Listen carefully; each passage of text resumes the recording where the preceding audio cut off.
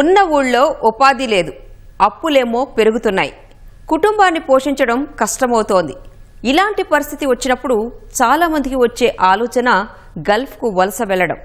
భారత్లో తెలుగు రాష్ట్రాలతో పాటు మిగతా చోట్ల నుంచి ఎక్కువ మంది ఆ దేశాలకు వెళతారు. వచ్చిన పని చేస్తూ 4 రాళ్లు సంపాదించుకుంటారు. కుటుంబానికి పెద్ద దిక్కుగా నిలబడతారు.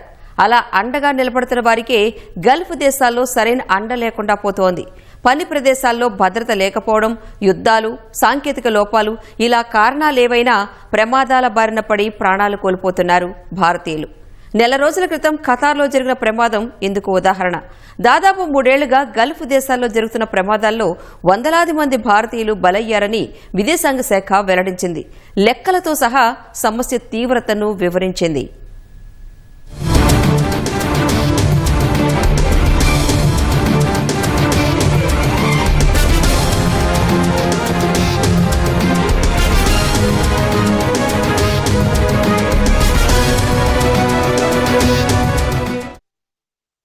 జూన్ 21వ తేదీ ఖతార్లోని రాస్ లఫాన్ ఇండస్ట్రియల్ సిటీ.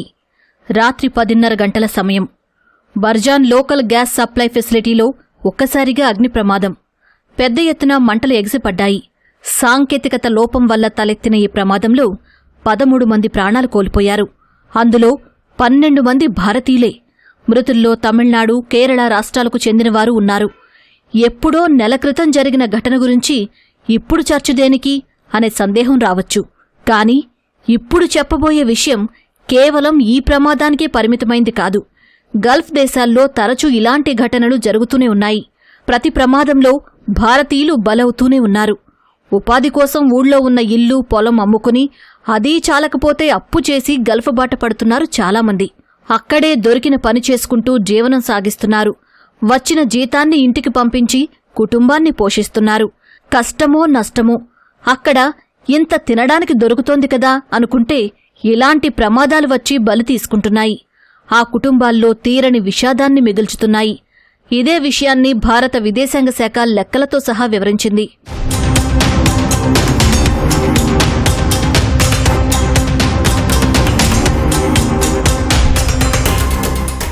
భారత విదేశాంగ శాఖ వెల్లడించిన లెక్కల ప్రకారం 2023-25 మధ్యకాలంలో విదేశాల్లో దాదాపు 800 మంది భారతీయులు రకరకాల ప్రమాదాల్లో చనిపోయారు. పని ప్రదేశాల్లో జరిగిన యాక్సిడెంట్స్లో ప్రాణాలు కోల్పోయారు. ఈ మరణాల్లో 55% మేర గల్ఫ్ దేశాల్లోనే నమోదయ్యాయి. అంటే ఆ దేశాల్లో సగటున వారానికి 3 భారతీయులు ఇదే విధంగా చనిపోతున్నట్లు లెక్క. ఇందాక చెప్పుకున్న ఖతార్ ప్రమాదం అందుకు ఓ ఉదాహరణ.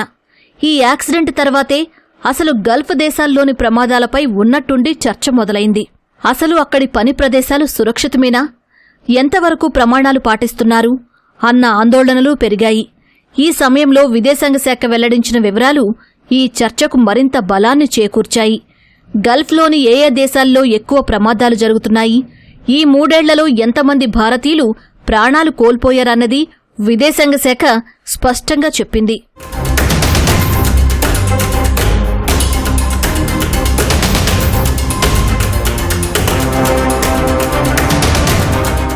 గల్ఫ్లో సౌదీ అరేబియాలో అత్యధిక ప్రమాదాలు, మరణాలు నమోదయ్యాయి.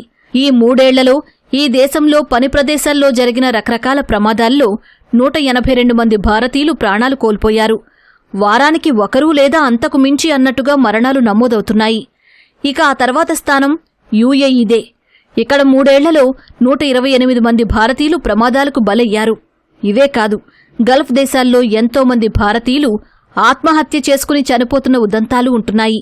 ఈ లెక్క పక్కాగా తేలకపోయినా వలస కార్మికులు ఎదుర్కొంటున్న సమస్యలపై దృష్టి సారించాల్సిన అవసరమైతే ఉందని స్పష్టంగా అర్థమవుతోంది.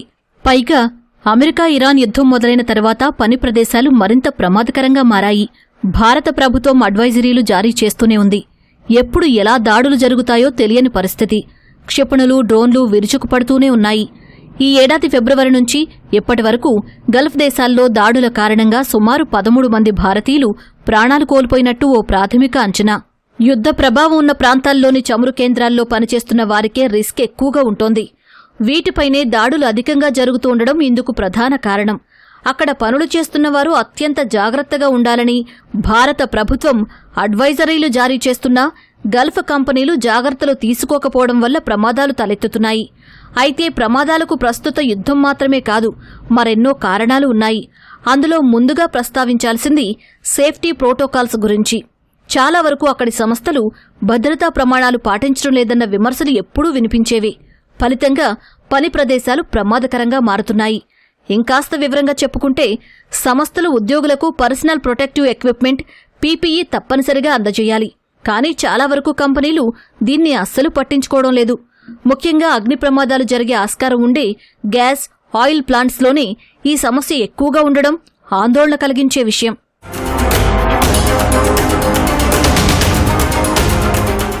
వీటన్నింటికీ తోడు సేఫ్టీ ట్రైనింగ్ కూడా ఇవ్వడం లేదు. అత్యంత ప్రమాదకరమైన పని ప్రదేశాల్లో ఎలాంటి ట్రైనింగ్ ఇవ్వకుండానే పనులు చేయించడం మరో ఆందోళనకర విషయం. ఇక ప్లాంట్స్లోని పరికరాలను సరిగ్గా మెయింటైన్ చేయకపోవడం వల్ల భారీ ప్రమాదాలు జరుగుతున్నాయి. గల్ఫ్ దేశాల్లోని భారతీయులు ఎక్కువగా నిర్మాణం, ఆటోమోటివ్ రిపేర్, వేర్ హౌస్లు, ఇండస్ట్రీలలో పనులు చేస్తూ ఉంటారు. ఇవన్నీ ప్రమాదాలు జరిగేందుకు ఆస్కారమున్న పని ప్రదేశాలే. ఇక జియోపాలిటిక్స్ కారణంగా జరుగుతున్న యుద్ధాలు ఆయా ప్రాంతాలను ప్రమాదంలోకి నెట్టేస్తున్నాయి. ప్రమాదాలతో పాటు అక్కడి పని వాతావరణం కూడా భారతీయులను ఇబ్బందులకు గురిచేస్తోంది. కొన్నిసార్లు 45 డిగ్రీల కన్నా ఎక్కువ ఉష్ణోగ్రతల వద్ద పనిచేయాల్సి వస్తోంది. ఇక బస చేసే గదుల్లో 20 డిగ్రీల ఉష్ణోగ్రతలుంటాయి. టెంపరేచర్లో ఇంత తేడా ఉండడం వల్ల శరీరంపై ఒత్తిడి పెరుగుతోంది. రకరకాల అనారోగ్యాలు వస్తున్నాయి. పని ప్రదేశాల్లో కార్మికులు తప్పనిసరిగా హెల్మెట్ ధరించాలి. బూట్లు, గ్లౌస్ కూడా ఖచ్చితంగా ఉండాలి. చాలామంది ఇవేవీ లేకుండానే పనులు చేస్తుంటారు. అందుకే ప్రమాదాలు జరిగినప్పుడు తీవ్రంగా గాయపడి ప్రాణాలు కోల్పోతున్న ఘటనలు ఎక్కువగా నమోదవుతున్నాయి. పని ప్రదేశాల్లో ఒత్తిడితో బలవన్మరణాలకు పాల్పడుతున్న వారి సంఖ్య కూడా పెరుగుతోంది. నాసిరకం ఆహారం, 12 గంటలకు మించి షిఫ్ట్లు ఉండడం, కొన్నిసార్లు 3 నెలల వరకు జీతాలు ఇవ్వకపోవడం లాంటివి వాళ్లపై ఒత్తిడి పెంచుతున్నాయి. ఫలితంగా కొందరు ఆత్మహత్య చేసుకుంటున్నారు. పైగా ఆయా కంపెనీలు వీటిని సహజ మరణాలుగా చిత్రీకరించే ప్రయత్నాలు చేస్తున్నాయి. గుండెపోటుతో చనిపోయారని రిపోర్ట్ చేసి వదిలేస్తున్నారు. ఇలాంటి సందర్భాల్లో చాలా తక్కువ సంస్థలు ఇన్సూరెన్స్ అందిస్తున్నాయి. అందుకే భారత విదేశాంగ శాఖ గల్ఫ్లోని భారతీయుల భద్రత కోసం కొన్ని చర్యలు చేపడుతోంది. ఢిల్లీ, దుబాయ్, రియాద్, జెడ్డాలో ప్రవాసీ భారతీయ సహాయత కేంద్రాలు ఏర్పాటు చేసింది. కార్మికుల నుంచి ఫీడ్బ్యాక్ తీసుకోవడంతో పాటు అప్పుడప్పుడు క్యాంపులు నిర్వహిస్తోంది. వీటితో పాటు మరికొన్ని చర్యలు తీసుకుంటోంది. ఈ మైగ్రేట్ 2.0 పోర్టల్ ద్వారా నకిలీ ఏజెంట్లు, అక్రమ రవాణా లాంటి సమస్యలు లేకుండా చూస్తోంది భారత విదేశాంగ శాఖ. రిజిస్టర్డ్ రిక్రూట్మెంట్ ఏజెన్సీల జాబితాను ఇందులో పొందుపరిచింది. కనీస వేతనాలు ఇవ్వడంలో విఫలమైనా లేదా ఆరోగ్య బీమా అందించకపోయినా అలాంటి కాంట్రాక్టులను బ్లాక్ లిస్టులో పెడుతోంది. ఇక వలస కార్మికులు రిజిస్ట్రేషన్ సమయంలోనే ప్రవాసీ భారతీయ బీమా యోజన పీబీబీవై తప్పనిసరిగా తీసుకునేలా ఏర్పాట్లు చేశారు. తక్కువ ప్రీమియంతోనే ఈ బీమా అందిస్తోంది. పని ప్రదేశాల్లో ప్రమాదానికి గురై ప్రాణాలు కోల్పోయిన సందర్భంలో దాదాపు 10 లక్షల రూపాయల బీమా అందుతుంది. అంతేకాదు, మృతదేహాన్ని భారత్కు తీసుకొచ్చి ఇంటికి చేర్చేంతవరకు అయ్యే ఖర్చంతా ఈ ఇన్సూరెన్స్లోనే కవర్ అవుతుంది. వీటితో పాటు గల్ఫ్ కోఆపరేషన్ కౌన్సిల్ పరిధిలోని ఇండియన్ ఎంబసీలు మరికొన్ని చర్యలు చేపడుతున్నాయి. అందులో మదాద్ పోర్టల్ కీలకమైంది. పాస్పోర్ట్లు లాగేసుకున్నా, వ్యక్తులు అదృశ్యమైనా, వేతనాలు సరిగ్గా చెల్లించకుండా ఇబ్బంది పెడుతున్నా ఈ పోర్టల్లో ఫిర్యాదు చేయొచ్చు. ఇక్కడ మనమైతే కారు నడిపితే సీట్ బెల్ట్ నడుస్తామో అక్కడ నడుం బెల్ట్ కూడా సీట్ బెల్ట్ అనేది ఒకటి ఉంటుంది, హెల్మెట్ ఉంటుంది, గ్లౌజెస్ ఉంటాయి, కాళ్లకు సేఫ్టీ షూస్ ఉంటాయి. ఇవన్నీ భరిస్తున్నారా లేదా ఆ కంపెనీ సరైన భద్రతా ప్రమాణాలు పాటిస్తుందా లేదా అనేది కూడా చూడాల్సిన అవసరం ఉంది. సరైన ప్రమాణాలు పాటించాలి, భద్రతా ప్రమాణాలు. For example fire and safety అనే ఒక వ్యవస్థ కూడా ఉంటుంది.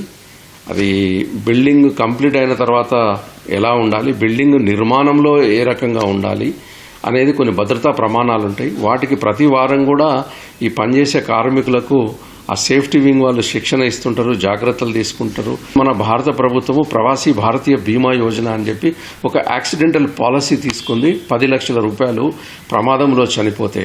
మరి ఈ పని ప్రదేశంలో చనిపోయిన వాళ్ళందరికీ ఈ పాలసీ అందుతుందా, అందరికీ పాలసీ ఉందా లేదా అనేది కూడా ఒకసారి మనం పరిశీలించాలి. ఇవన్నీ ఉన్నా ఇంకా చాలా మంది కార్మికులు గల్ఫ్ సహా విదేశాల్లో ఇబ్బందులు పడుతున్నారు. ఈ సమస్యలకు తోడు రకరకాల ప్రమాదాలు వెంటాడుతున్నాయి. ఎప్పుడేం జరుగుతుందో అని ప్రాణాలు అరచేతిలో పెట్టుకుని బతకాల్సిన పరిస్థితి. విదేశాంగ శాఖ వెల్లడించిన లెక్కలే ఇందుకు సాక్ష్యం. గల్ఫ్ కంట్రీస్లో ఎట్లా ఉంటుందంటే వాళ్ళందరూ కొంచెం రిచ్ పీపుల్ కాబట్టి మనందరినీ బాండెడ్ లేబర్ కింద తీసుకుంటారు. సర్వెంట్ మేడ్స్ అందరూ వెళ్తూ ఉంటారు. అట్లాగే గోడ్స్ వాళ్ళ ఒంటిలు అవన్నీ పెంచడానికి పెడతా ఉంటారు. ఎక్కడో ఎడారిలో ఉంటారు, వాళ్ళకి ఏం కమ్యూనికేషన్ ఉండదు. జస్ట్ ఒక బ్యాటరీని, ఒక సోలార్ తోటి, ఒక లైటు, ఒక టేప్ రికార్డర్ ఇస్తారు.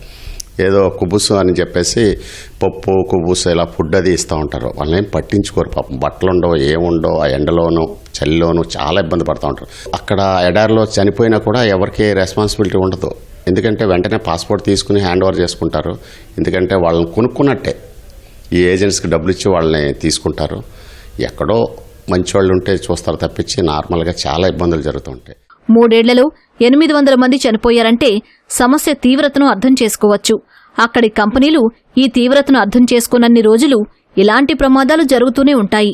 మరెందరో భారతీయులు బలవుతూనే ఉంటారు.